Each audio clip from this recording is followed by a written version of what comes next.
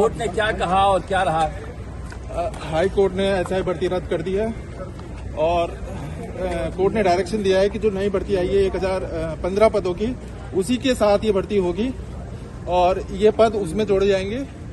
Court ने और कहा है कि इसमें जो आरपीएससी ने खामियां रखी और इसमें जो भी खराब हुआ, कोर्ट ने उसका स्वतः संज्ञान लिया है और यह मामला इसमें एक स्वतः संज्ञान आरपीएससी वाले एंगल पे लिया गया है और इसको डीबी रेफर कर दिया गया है। इसकी सुनवाई अब जो पीआईएल की जो स्वतः संज्ञान लिया है उसको चीफ जस्टिस अब अलॉट करेंगे डबल बेंच में। बाकी कोर्ट ने स्पष्ट भर्ती रद्द कर दी है। कोर्ट ने कहा है कि इसमें आरपीएससी के जो मेंबर्स हैं उनकी बहुत बड़ी संलिप्तता थी। कोर्ट ने यह भी कहा है कि 6 आरपीएससी मेंबर्स की संलिप्तता थी। तत्कालीन जो चेयरमैन थे उनके घर पे बाबूलाल कटारा और रामराम राय का गए थे कुछ बच्चों को फेवर करने के लिए। कोर्ट ने कहा है कि उनकी भी संलिप्तता है और पूरे प्रदेश में इसका प्रचार हुआ था और पूरे प्रदेश में पेपर फैला था। ब्लूटूथ गैंग को भी पेपर गया था। कोर्ट ने कहा है कि राजस्थान की जनता को देखते हुए और इसके लॉ एंड ऑर्डर को देखते हुए ये भर्ती बिल्कुल भी स्टैंड नहीं कर सकती और पूरा रिक्रूटमेंट कैंसिल हो गया है और 17/7 को जो नया विज्ञापन आया है उसके साथ इसके पद जोड़ने के निर्देश दिए हैं और नई भर्ती होगी। जो 2021 वाले थे वो उस पदों के लिए भी एलिजिबल होंगे और इन पदों के लिए भी एलिजिबल होंगे। जिनका आयु निकल गया है वो भी? हाँ जी, ये पद उसमें जुड़ जाएंगे। जो 1015 पद थे उसमें 859 पोस्ट जुड़ जाएगी और सभी को उन पद के लिए शामिल करा जाएगा। 2021 वाले भी थे उनको भी उसमें जोड़ लिया जाएगा। आरपीएससी को लेकर भी टिप्पणियां की है। आरपीएससी को लेकर विस्तृत टिप्पणियां हुई है और उस पर सुमोटो भी लिया है।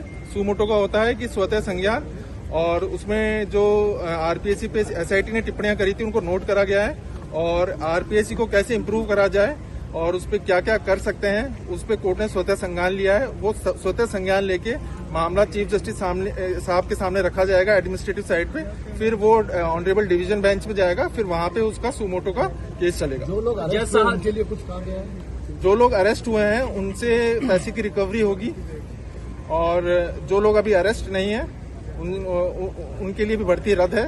उनके खिलाफ कोर्ट की कोई टिप्पणी नहीं है, लेकिन कोर्ट ने जनहित को देखते हुए इस भर्ती को रद्द करा है।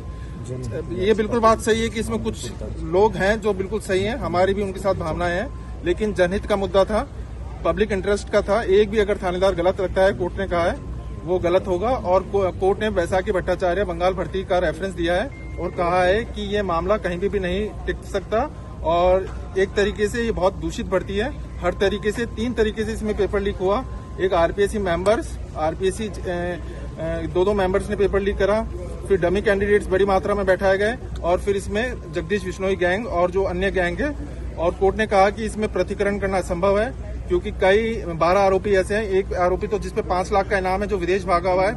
11 अलग अलग आरोपी हैं जिनके खिलाफ अलग अलग इनाम है और इसके खिलाफ 82 ऐसे अपराधी हैं जिनके खिलाफ अभी अनुसंधान किया जाना है। आरपीएससी के किन किन लोगों की संलिप्तता बताइए? आरपीएससी में रामराम राय का और बाबूलाल कटारा के खिलाफ शायद, मैं अगर गलत भी हो सकता हूं, लेकिन 4 तो पक्का है, इसके अलावा 6 भी हो सकते हैं। लेकिन कहा है कि उनके घर गए थे ये लोग और इंटरव्यू में फेवर करने के लिए कहा था और उन्होंने कोई टिप्पणी नहीं करी। कोई टिप्पणी नहीं करता तो उसका मतलब यस ही होता है। तो कोर्ट ने बोला कि संलिप्तता है, इस बारे में भी जांच करी जानी चाहिए और कोर्ट ने पूरी निर्देश दिए हैं कि इसमें घोर अनुसंधान की आवश्यकता है।